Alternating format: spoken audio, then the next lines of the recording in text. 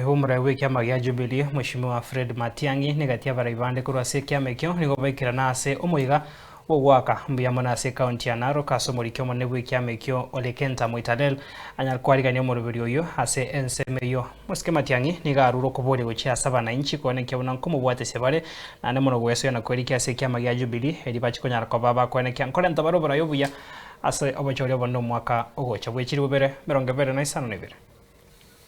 Wakati umefika saa hii, wakati mimi nafikiria kwa nini ninatafuta uongozi wa nchi hii, Narok is one of those reasons.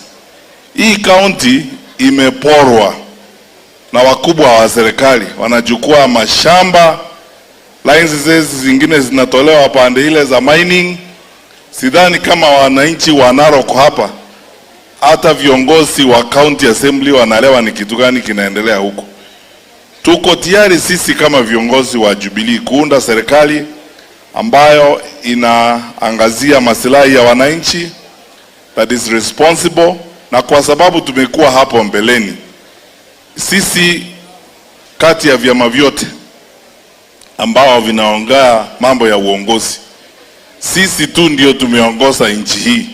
Jubilee is the only party that has been in government. Kwa hivyo we know what we are talking about. Kupitia kwa rais wetu, sisi ndio tulileta mpango wa Linda Mama. Free primary and free day secondary education ililetwa na Jubilee. Infrastructure development ile ilikuwa inafanywa na Jubilee na mambo mengi. Hayo ndio sisi tunaomba nafasi, majaliwa ya Mwenyezi Mungu, tupate nafasi kuyarudia na tuendelee mbele kuongoza nchi yetu.